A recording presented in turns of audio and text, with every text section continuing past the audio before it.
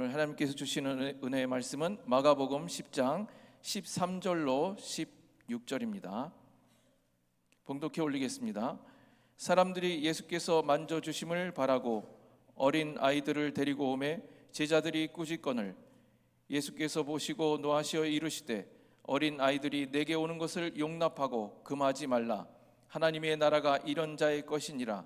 내가 진실로 너희에게 이르노니 누구든지 하나님의 나라를 어린아이와 같이 받들지 않는 자는 결단코 그곳에 들어가지 못하리라 하시고 그 어린 아이들을 안고 그들 위에 안수하시고 축복하시니라. 아멘.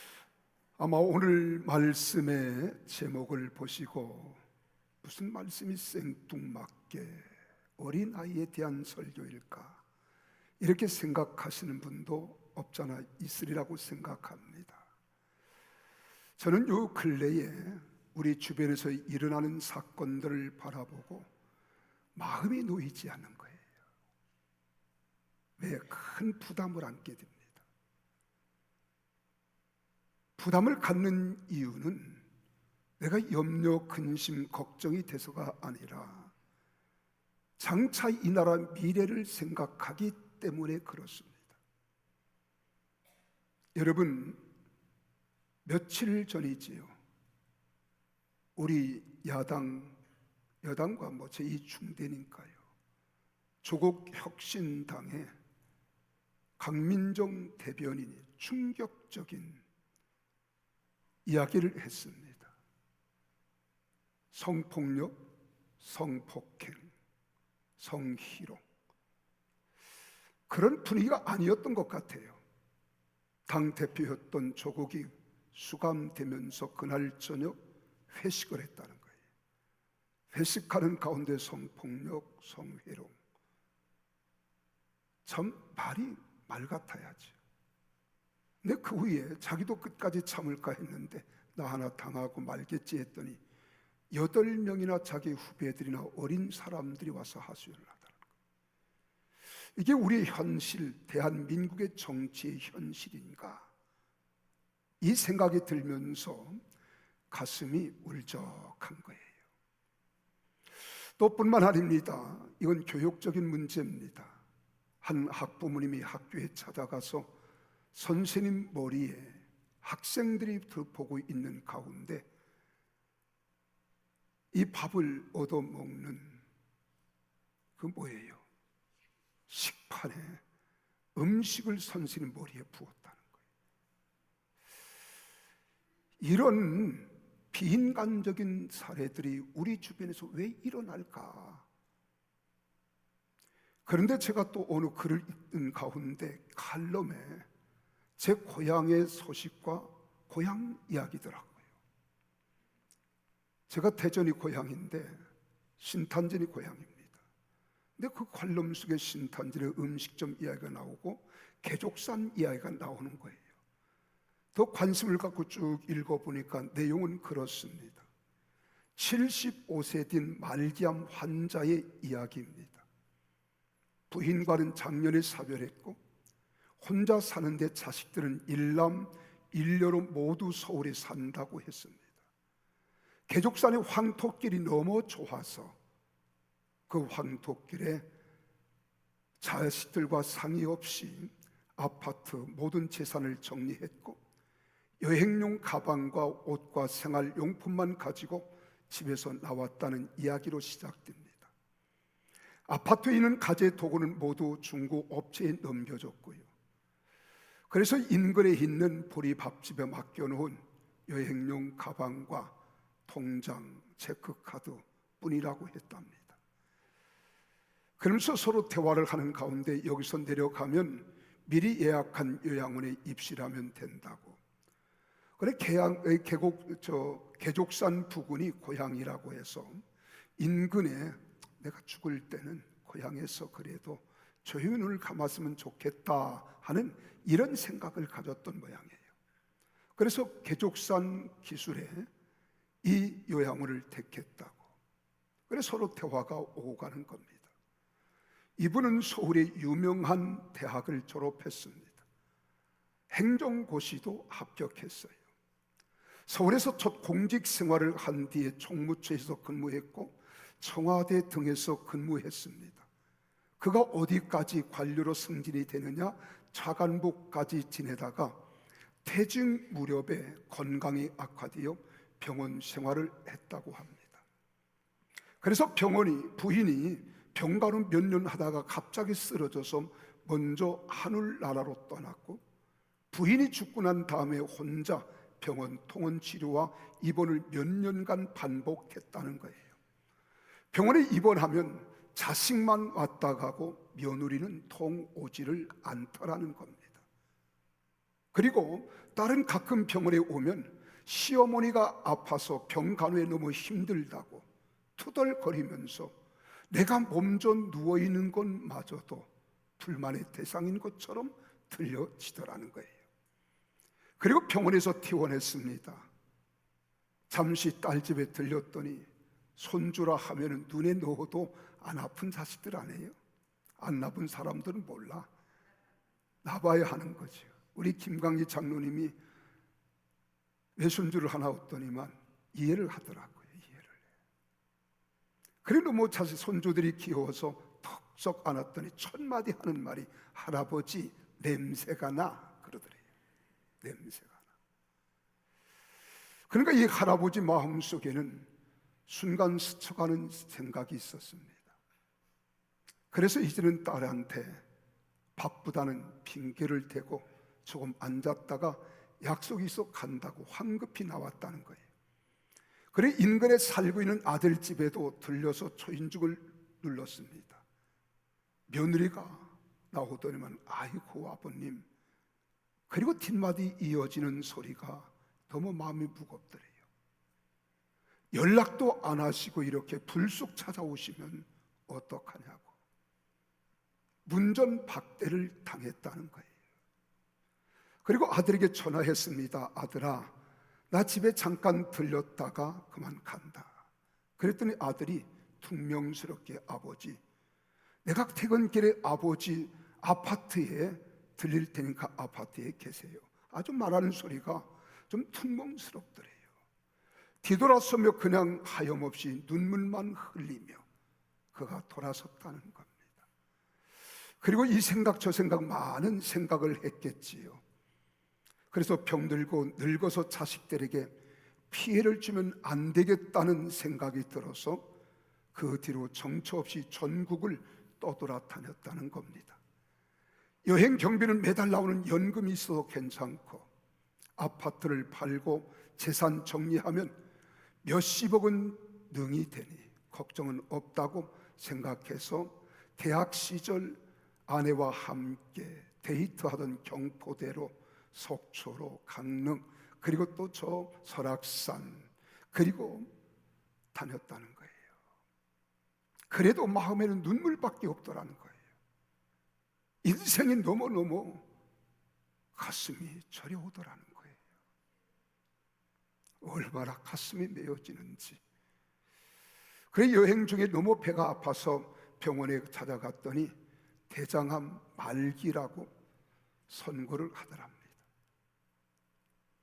그래 황토길을 걸으면 좋다고 해서 여기를 왔는데 오랜만에 만날 수 있는 길손을 만났으니 얼마나 감사하냐고. 그리고 서로 주고받고 대화를 나누었다는 거예요. 그리고 이제는 어느 날 함께 서로 황토길을 걷는데 아버지 하고서 소리가 나더래요. 아들이 찾아온 겁니다.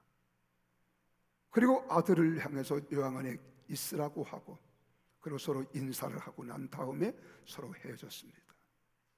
그런데 아들, 딸을 만나고 난 다음에 이 아버지가 건강이 악화가 되는 거예요. 그래서 요양원에 방문을 했더니 면회사절이라고 써 있습니다. 여자 원장님한테 부탁해서 황토길 김 과장이 왔다고 한 번만 말해달라고. 그리고 잠시 후에 내려오는데 건강이 많이 악화되어서 자식들이 찾아와서 몰래 재산 처분한 것에 대한 것만 다투고 상정을 했는데 그 이후로 일어날 줄 모른다고. 그리고서는 이제 몸져 누웠다는 겁니다. 그리고 이제 그 원장님에게 모든 자산을 다 정리하고 나머지 액수는 기부하고 시설도 포함해서 어려운 사람들이 찾아오면 편리하게 사용할 수 있도록 시설도 포함하고 그 돈으로 또한 어려운 사람들을 또 도와줬으면 좋겠다고 이야기했다는 겁니다. 그리고 하나님 나라로 간 거예요. 여러분, 인생이란 이렇게 무상한데 이게 과연 누구의 책임일까 하는 생각이 들어요. 누구의 책임일까? 우리 기독교가 대한민국에 들어온 지 지금 140년 뒤는 해입니다. 1985년 4월 5일 부활절 아침에 인천 제물포항에 언더우드 선교사님과 아펜젤로 선교사님이 첫 발을 내디뎠습니다. 그리고 140년이 됐어요. 자, 이분이 75세면 140년 역사 가운데 중간 역사쯤 된단 말이에요. 자, 그렇다면 우리 기독교는 책임감이 없을까? 우리 기독교는 책임감이 없을까? 왜 교회는 이들에 대하여 좀 더 계몽하고 바르게 참된 진리를 가르치지 못했고 세상이 이렇게 썩어지는 어두운 세상으로 만들기까지 잠자고 있었을까? 저도 목사로서 그런 생각이 드는 거예요. 그러면서 우리 교회를 뒤돌아봤습니다. 제가 우리 교회 온 지 36년째입니다. 이제 35년이 지나고 36년째예요. 1990년 4월 5일 서울에서 이곳에 내려와서 오는 날부터 장례를 치렀어요. 그리고 또한 성도들을 2달 동안 제가 신방을 하고 성도들의 상황 모든 환경을 분석하고 5월 30일 장기 마스터 플랜을 만들어서 성도들에게 브리핑을 했습니다. 그리고 5월 30일이 지났으니까 지금 이제 36년째에 접어든 거예요. 내가 돌아온 또 살아온 과거를 뒤돌아본 겁니다. 그리고 우리 교회 학교를 생각해 봤어요. 지금 우리 대한민국은 코로나 이후에 주일학교가 사라진 교회가 85%입니다. 이제 여러분 청년들까지 다음 세대들을 생각하면 3%가 되지 않아요. 그러면 선교학적으로 어떤 용어를 쓰느냐? 미전도 종족이라는 용어를 씁니다. 미전도 종족. 기가 막힌 이야기입니다. 군인 군종 목사님께 들은 이야기입니다. 예전에는 군인 60만 가운데 이제는 45만으로 줄었어요. 그리고 입대하는 형제들의 종교란을 보면은 기독교라고 쓰는 청년이 3%가 되지 않는다는 거예요. 그럼 미전도 종족 맞습니다. 우리 교회를 생각해 본 거예요. 이대로 우리 교회도 좋은가? 아니다. 그리고 우리 그래도 우리 다음 세대인 주일학교에 3년여 전부터 4명의 교사들이 헌신적으로 봉사합니다. 3분의 집사님과 1분의 권사님이 뭐 그렇다고 해서 주일날은 동일하게 하지만 이 수요일날 한 번 더 하는 거예요. 한 번 더. 학교에 가서 학원 가지 말고 교회로 바로 올 수 있도록 학생들을 실어오고 집에서 실어옵니다. 그리고 아이들을 가르치고 저녁 식사까지 해 먹이고 그리고 저녁 예배까지 들어갔는데 이 아이들이 영향이 적지 않아요. 지금 우리 교회 유초등부 학생들의 기둥 같은 아이들이 이 아이들이 거의 주도권을 가지고 끌어가요. 우리 중고등부도 이 코람대우 출신들이 6, 7명밖에 안 돼요. 그런데 중고등부 아이들도 이 코람대우 아이들이 중추적인 역할을 하는 거예요. 근데 교회에서만 그러느냐? 아니에요. 학교에서도 우리 가까운 세하초등학교가 바로 이 문 앞에 있습니다. 여기서 4학년, 5학년, 6학년에 학생 회장과 반장이 다 우리 호람대우 아이들이에요. 이때는 남이 잘 되는 게 배 아파서 아멘 안 하지 말고 이때는 아멘이 세게 나와야 돼요. 다 우리 자식들이 잘 되는 거잖아. 그래 나도 은근히 기분이 좋아요. 더 관심이 가는 거예요. 그래. 또 어떤 아이는 이 학교에서 방송반의 아나운서로 리더급이란 말이에요.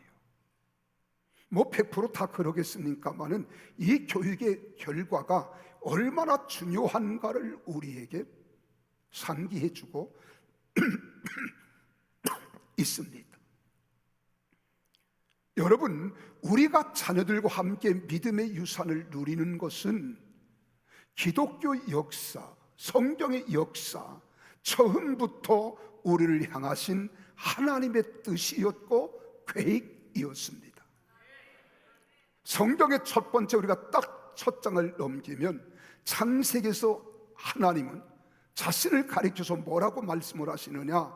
아브라함의 하나님, 이삭의 하나님, 야곱의 하나님으로 우리를 소개합니다. 아브라함에게 나타나셔서 그를 통해 역사하신 하나님은 또한 그의 아들이었던 이삭에게도 나타나셔서 그를 향해 일하셨습니다. 그 후에 야곱을 통해서도 자신의 선하신 뜻을 펼쳐 보여주셨습니다. 이렇게 처음부터 하나님은 세대를 거쳐 역사하시는 하나님으로 소개하고 있다는 거예요. 믿음의 세대를 통해서 전수됨으로 마침내 하나님 나라가 세상에 임하는 계획이 있으셨던 이야기입니다. 가나안 땅에 들어가기 직전에 모세를 통해서 하나님의 율법을 알려주신 신명기, 그 중에서도 신명기 6장 4절 5절 말씀을 보세요. 뭐라고 말씀하십니까? 하나님의 모든 계획의 핵심을 알려주시는 거예요. 딱 한마디로 알려주십니다.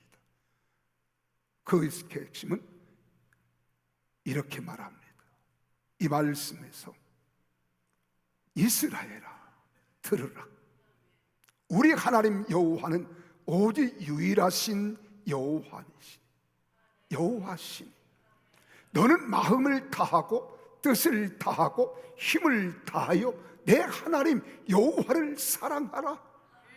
이렇게 말하는 거예요. 뭐 긴 문장 아닙니다. 아주 간단한 거예요. 그런데 이 율법적의 핵심 구절 뒤에 곧바로 이어지는 6절 7절에서는 이 말씀을 자신 안에만 새기는 것이 아니라 네 안에 새겼던 이 말씀을 내 자녀에게도 새기라. 이렇게 말해요. 내 자녀에게도. 같이 한번 읽어볼까요? 6절 7절을 함께 읽습니다. 6절이요. 시작. 오늘 내가 내게 명하는 이 말씀을 너는, 이 말을 그냥 읽지 말고 너는 하면 나는 마음에 새기고. 아멘이십니까? 나는 마음에 새기고. 그 다음 이어서 7절에 내 자녀에게 부지런히 가르치며. 이 말을 나는 도자를 넣었으면 더 좋겠어요. 네 자녀에게도 부지런히 가르치며 집에 앉아 있을 때든지 길을 갈 때든지 누워 있을 때든지 일어날 때든지 이 말씀을 강론할 것이며. 아멘 좀 세게 해요. 하나님은 처음부터 믿는 자들을 통해서 그의 후손들이 하나님을 알게 돼 약속의 땅에 들어가 하나님의 거룩한 백성의 모습으로 하나님의 영광을 나타내며 빛을 발하기를 원하셨던 겁니다. 이것이 처음부터 하나님의 계획입니다. 그런데 오늘날 한국교회인 자녀 세대를 보십시오. 그 믿음의 끈이 끊어진 것 같아서 안타까운 마음 금할 길이 없습니다. 제가 루마니아에 갔을 때에 최한기 목사님은 414, 이 어린아이 4세에서 14세까지 전 세계를 다니면서 이 교육 운동을 펼치는 분이에요.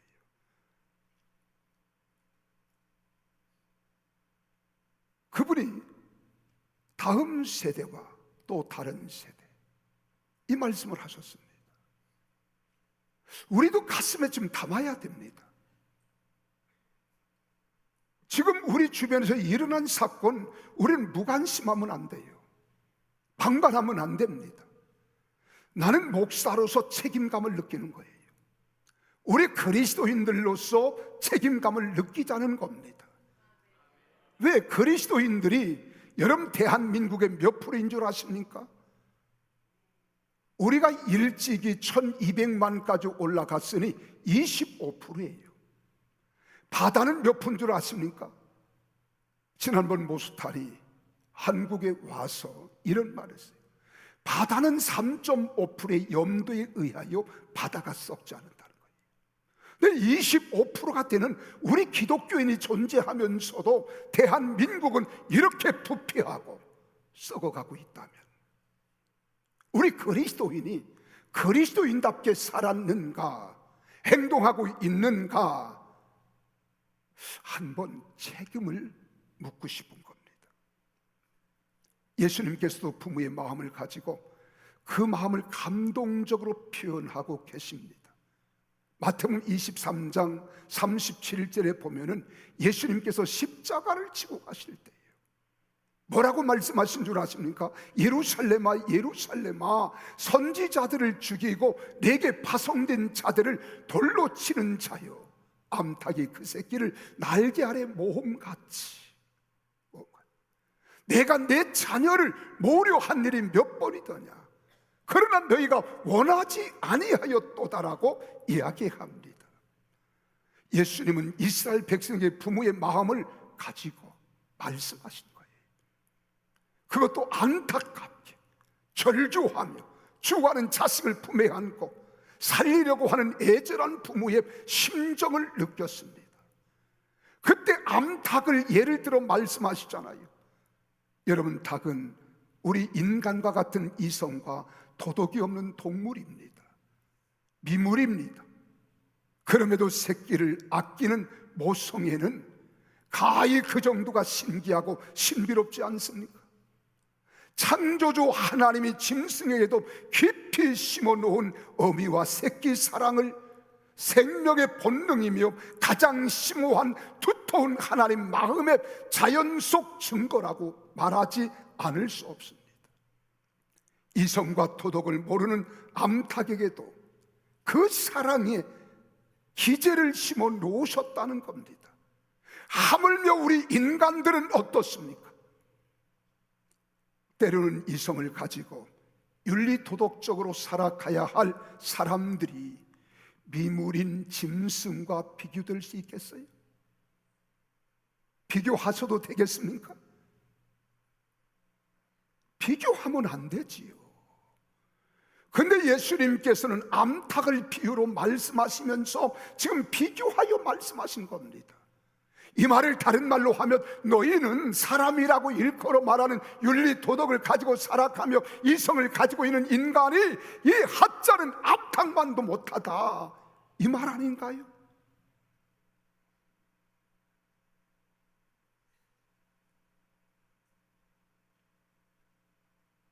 여러분 생각해 보세요. 그런데 제가 성경을 이렇게 쭉 보니까 자녀라고 하는 말과 어린아이라고 하는 이 단어가요, 수백 번, 한 500번 이상은 더 나왔어요. 성경에서 자녀 혹은 어린아이는 우리가 함축해서 딱 보면은 500번 이상 쓰여진 이 단어 어린아이 그리고 자녀라는 이 단어에서 이미지를 지닌 네 가지 특징이 있더라고요. 그 첫째가 뭐냐? 아이들은 어른들과 다른 존재다 하는 거예요. 어른들과 아이들은 다른 존재다. 이 말은 긍정적인 면으로 볼 수도 있고요, 부정적인 면에서도 보면은, 긍정적인 면으로 보면 천진난만하고 순수하다는 거예요. 때묻지 않았다는 거예요. 부정적으로 보면은 지혜와 지식과 육체에서 미숙함이 있다는 거예요. 미숙함이. 그리고 두 번째로는 아이는 배우는 존재라는 겁니다. 배우는 존재. 배움은 아이들의 재능이기도 하지만 의무이기도 합니다.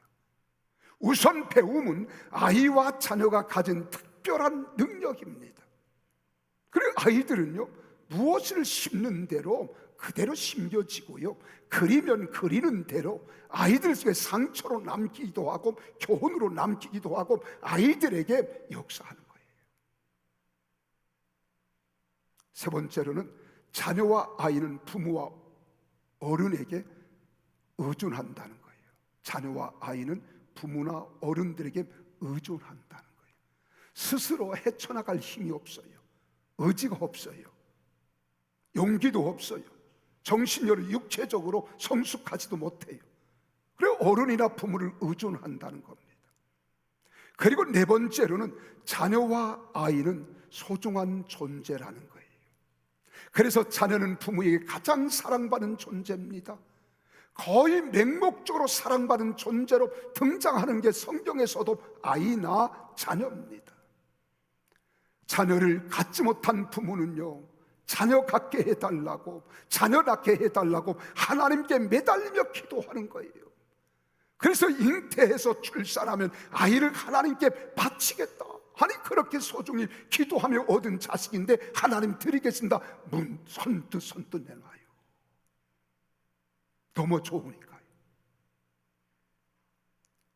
그리고 기다리던 아이가 태어나면 부모와 아이는 엄청난 축하와 축복을 받으며 잔치를 열잖아요. 백일잔치를 열고 축하잔치 열고 돌잔치를 여는 거예요. 그리고 부모는 자녀가 현재와 미래에 풍요롭게 살 수 있도록 재산을 모으고 자녀에게 좋은 선물을 주기 원합니다. 그래서 부모는 자녀가 병에 걸리거나 죽음의 임박한 상황에 이르면 필사적인 거예요. 보편적으로 대다수가 그렇지 않습니까? 자기 생명까지 내어놓고 싶은 거예요. 차라리 내 생명을 거둬달라는 거예요. 내 생명을. 이게 부모의 마음입니다. 우리는 이 귀한 자녀와 아이를 어떻게 양육해야 할까? 이게 고민이 되는 거예요. 특별히 이제 저도 목회를 제가 스스로, 우리 교단은 원래 75세까지 교회가 원하면 더 할 수 있어요. 그런데 제가 약속했어요. 나는 35. 왜? 7주 경제계획 5개년에서 착안한 겁니다. 그래 목회의 계획 5차년을 세운 거예요. 1차년을 7년씩. 그리고 5, 7이 35. 그 해가 다 됐으니까 약속은 지켜야 되는 거예요. 근데 어떤 사람들은 목사님이 과연 물러갈까? 요 따위 소리 하는 사람이 또 있어요. 사람을 그렇게 못 믿어서 어떡합니까? 목사의 한 번 약속은 대단히 중요한 거예요. 말 한마디가 그렇게 중요한 거예요. 그래서 이제는 올해는 좀 우리가 좀 신중을 더 기하자. 그래서 그냥 뭉구들여서 초청주를 하지 말고 9월 달은 유추동부 초청주를 하자. 전교인이 다 우리 자녀 손들 다 초청하자. 나의 자녀들이 다 컸으면 이웃의 어린 아이도 멀리 출가해서 분가해서 살고 있는 자식들 손주들이 있으면 다 가까이 교회 나가게 하고, 주 예수를 믿으라 그리하면 너와 내 집에 구원을 받는다고 했으니 나만 구원받고 끝나는 것이 아니라 우리 자녀들이 다 구원받고 영생하도록 우리가 책임져야 되지 않겠느냐. 믿습니까? 그래서 우리가 10월 달에는 중고등부 청소년들, 11월, 12월은 청년대학부와 장년부를 이렇게 하자. 그리고 우리 자녀들 다 구원해야 돼요. 그리고 하나 돼야 돼요. 가끔 이렇게 말합니다. 목사님, 우리 아이가요, 친구가 그 교회 다니기 때문에 그 교회 나간대요. 그러고서 이제는 아이 따로 부모 따로 나오는 사람이 있어요. 이건 아닙니다. 잘 들어보세요. 합리적으로 그렇게 우린 쉽게 생각할 수 있지만 벌써 가정의 질서가 무너지고 있다는 사실을 기억하십시오. 가정의 위계 질서가 무너지면 부모가 자식의 말을 해도 자식이 말 안 들어요. 자기 주장을 굽히지 않습니다. 그리고 가정이 어떠하든 우선 내가 좋은 대로 행하는 거예요. 근데 성경은 그렇게 말합니다. 우리가 하나 되라는 거예요. 믿음 안에서 하나 되라, 말씀을 아는 지식 안에서 하나 되라, 성령 안에서 하나 되라 하는 거예요. 영적으로 교회도 하나로 만들지 못하면서 어떻게 합니까?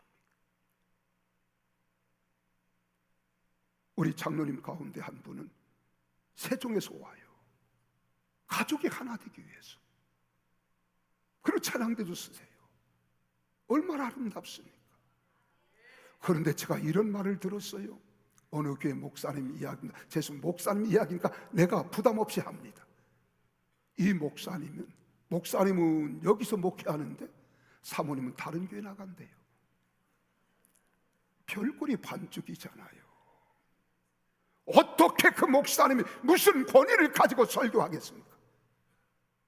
내 가정도 하나로 만들지 못하면서, 내 가정도 하나로 세우지 못하면서, 여러분 가정도 마찬가지입니다. 여러분 부모 따로 자녀 따로 아니라 이 지역에 살면 한 교회 부모가 나가고 가장이 나가는 교회 아내가 따라오고 자녀가 따라오고. 아멘 좀 하세요.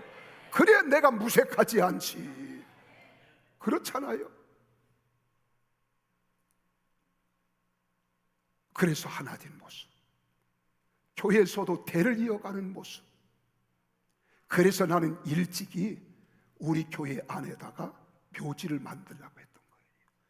12,000평을 쫙 확장해서 미국처럼 말이에요.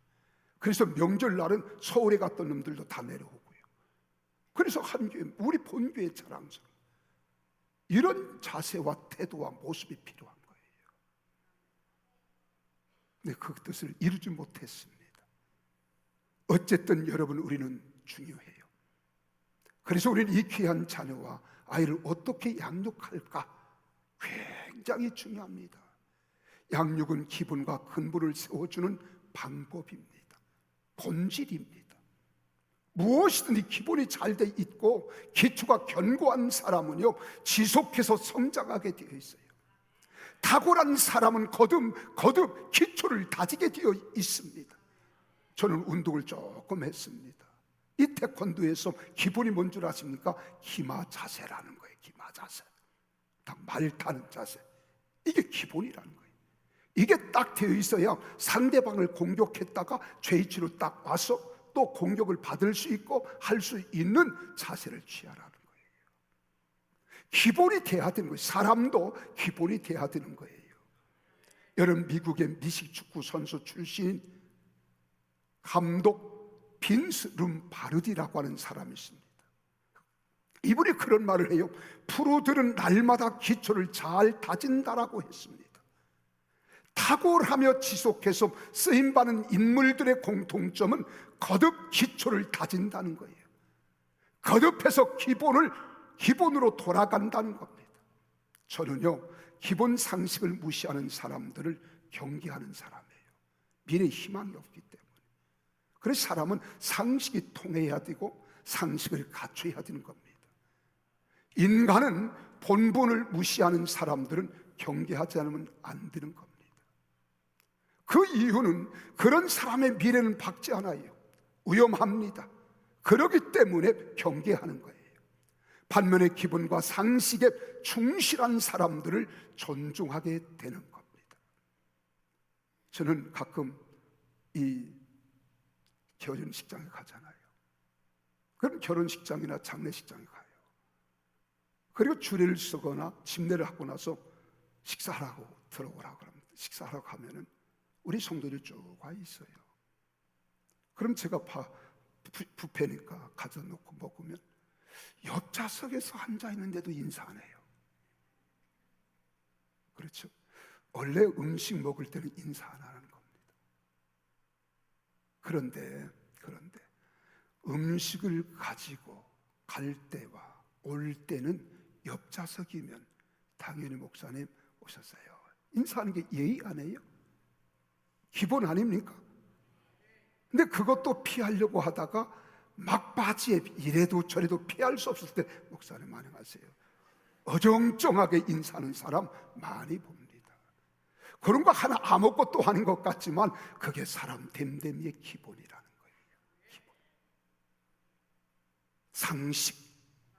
우리 그리스도인들은 그리스도인을 논하기 전에 상식이 돼야 됩니다. 기본이 돼야 됩니다. 믿으시면 아멘 하세요. 유두의 창시자인 가노지고로라고 하는 사람에 대한 이야기입니다. 어느 짤막한 SNS에 읽은 거예요. 이 가노지고로를 통해서 유두는 전 세계적으로 발전했고 국제 올림픽 대회에 정식 종목이 됐다는 거예요. 그는 수많은 사람들의 존경을 받는 인물이 됐습니다. 그가 죽기 직전 제자들이 스승의 유언을 듣기 위하여 모였습니다.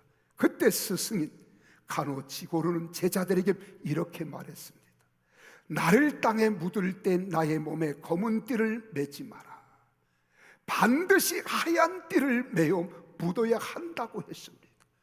여러분, 무술이나 무도에서 하얀 띠는 초보를 의미하는 겁니다. 견습생의 상징을 이야기하는 겁니다. 그런 유언을 통해서 제자들에게 거듭 기본으로 돌아가야 한다는 교훈을 남긴 겁니다. 그렇습니다. 성경에는 말씀하고 있습니다. 가장 기본인 거예요.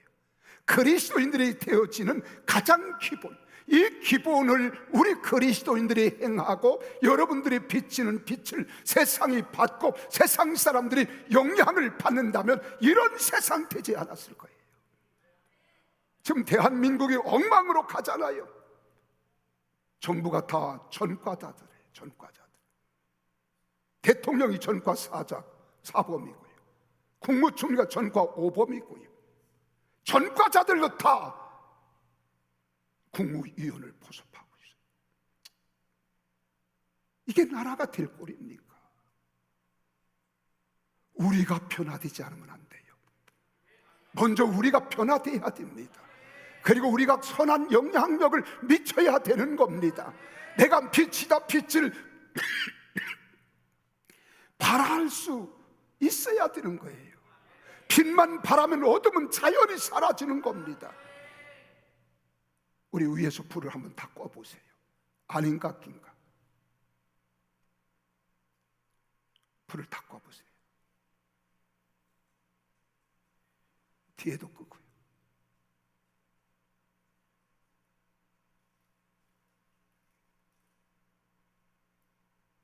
서치라이트도 끄세요. 세상이 이렇습니다. 지금 세상이 이 모양이에요. 정치, 경제, 사회, 모든 문화가 그렇습니다. 이 어두운 세상 어떡할랍니까? 성경의 주님은 그렇게 말합니다. 너희가 세상의 빛이다. 너희가 세상의 빛이다. 너희가 세상의 빛이다. 켜보세요. 이 어둠은 빛이 오니까 물러가잖아요. 우리 그리스도인이 그리스도인답게 살면 세상은 변화되는 겁니다. 내 가정에서 내가 그리스도인답게 하나님 사람답게 살면 우리 가정도 빛으로 소강이 비춰오는 거예요. 우리 사회도 그렇게 될 줄로 믿으시기를 바랍니다. 그래, 하나님의 경외하는 법을 가르치라는 거예요. 딱 하나. 사람이 세상을 살아갈 때 세 가지가 필요해요. 하나는 지식입니다. 얼만큼 아는가에 따라서 그 사람의 활동의 폭이 달라지는 거예요. 지식. 두 번째는 배운 걸 가지고 어떻게 생활에 적용해 가느냐, 이게 지혜예요. 세 번째로는 사람의 본분이 있어요. 근데 이것이 성경을 찾아보니까 동일하게 딱 한 가지야. 복잡하지 않아. 단순합니다. 그것이 뭔 줄 아십니까? 하나님의 경외하는 법을 가르치라는 거예요. 하나님을 섬기는 법을 가르치는 거예요. 하나님을 경외하는 법을 가르치는 것이 자녀 교육의 근본이라는 거예요. 근본. 그래서 잠언서 1장 7절에 그렇게 말합니다. 여호와를 경외하는 것이 지식의 근본이오늘 그랬어요. 자녀 교육의 근본이라는 거예요. 비련한 자는 지혜와 훈계를 멸시한다. 또 뿐만 아니라 하나님을 경외하는 것이 이 지혜를 어떻게 생활에 적용하며 살아갈 것인가, 지혜의 근본이라는 거예요. 지혜의 근본. 지식의 근본이 되고 지혜의 근본이 되는 거예요. 잠언서 9장 10절에 그러잖아요. 여호와를 경외하는 것이 지혜의 근본이요, 거룩하신 자를 아는 것이 명철이니라. 할렐루야. 마지막 세 번째로 하나님을 경외하는 것이 사람의 본분이래요. 여러분, 전도서 12장 13절에 그렇게 말하잖아요. 일의 결국을 다 들었는데 하나님을 경외하고 그의 명령들을 지킬지어다. 이것이 모든 사람의 본분이니라. 할렐루야. 그렇습니다. 사랑하는 성도 여러분, 예수님께서는 제자들에게 우리 그리스도인은 그리스도인답게, 하나님 자녀는 하나님 자녀답게, 성령 받은 사람은 성령의 사람답게 살아가도록 하기 위하여 가장 기본적이고 근본적인 것을 제자들과는 달리 치리폰을 보여주는 장면이 오늘 본문에 기록된 겁니다. 이 말씀은요, 거기에 기록된 대로 마가복음 19장 13절 15절에 마태복음에서도 기록됐어요. 또 누가복음 18장 15절 17절에서도 거기도 기록됐어요. 다른 데는 안수하고 가니라 이렇게 되어 있는데 여기서는 아주 구체적으로 말씀하고 있습니다. 어떻게 말씀했습니까? 어린아이들을 안고 그들 위에 안수하시고 축복하셨다 그랬어요. 믿습니까? 이 말을 한마디로 하면 예수님께서는 사랑과 신앙으로 양육해야 함을 보여주는 거예요. 그러므로 무엇보다도 자녀 양육에 있어서 사랑과 믿음이 중요한 것을 알려줍니다. 여러분, 우리가 자녀를 다 사랑한다고 그러는데 아니야. 여러분, 사랑이 아니라 인정에 끌려서, 동정에 끌려서, 감정에 끌려서 아이들을 가르치고 아이들을 사랑한다고 표현하는 것뿐이지, 진정 사랑은 그게 사랑이 아닙니다. 진정 사랑은 동정을 따라 하는 게 아니에요. 인정을 쫓아 행하는 게 아니에요. 감정대로 행하는 게 아니에요. 사랑은 사랑으로 하는 거예요. 믿습니까? 근데 오늘 부모님들이 착각하는 거예요. 우리의 모든 관심은 어린아이들에게 우리 한번 돌려봅시다. 우리 어린 자손들에게 말입니다. 구체적으로 행동하신 예수님처럼 말입니다. 우리 자녀 손들에게, 우리 이웃 어린 아이들에게 사랑스럽게 우리가 한번 해보자는 거예요. 그래서 안는다는 말, 여러분 안수했다는 말, 축복했다는 말을 단어를 각기 다 보니까요, 안고라고 하는 말은 사랑하는 마음과 자세를 뜻하더라고요. 사랑스럽게. 안수는 신앙의 전수 행위를 말하는 거예요. 머리는 생명을 상징하잖아요. 아무나 손 오는 게 아닙니다. 그리고 우리나라에서는 잘했다 쓰다듬어 줄 때 손이 올라가요. 근데 또 잘못해서 깃방마리를 올릴 때 올라가요. 이건 잘못된 거예요. 그래서 외국에서는요, 애들 머리에 손 함부로 얹으면 큰일 납니다. 신앙의 전수. 마지막 세 번째로 축복. 모든 것이 아낌없이 부모는 자식에게 베풀고 싶은 거예요. 근데 이걸 문법적으로 보았더니 문법에 그렇게 기록되었습니다. 미완료 과거 능동태. 어렵지요? 어려워요. 이게 무슨 뜻인가 설명할게요. 이 미완료 과거 능동태는 예수님께서 어린아이에게 축복을 지속적으로 베풀고 계신다는 거예요. 지속적으로 한두 번 관심 두는 게 아니에요. 그래서 행동의 연속성을 보여주는 겁니다. 행동의 연속. 어린아이를 축복하기 위해서 오랜 시간을 할애했음을 의미하는 거예요. 우리도 자녀들을 이렇게 양육해서 여러분 자녀들이 세상을 뒤집어 놓는 자녀들이 나오기를 주의 이름으로 축복합니다. 오늘 제가 2부 예배 끝났더니 어느 집사님부터 목사님 좋은 소식이에요. 우리 교회를 나오다가 지금 저기 천안으로 가시는 어느 집사님이 계세요. 멀리 살기 때문에. 근데 그 아이들이 이번에 락 그룹처럼 신인상을 타고 세계 최고의 지금 기점에 올랐다는 거예요. 다음에 이건 설명할게요. 자랑스럽잖아요. 나는 여러분 자녀들이 다 그렇게 되기를 주 이름으로 축복합니다.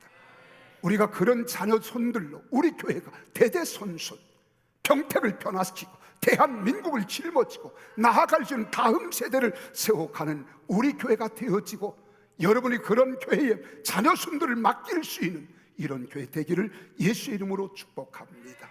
기도하겠습니다.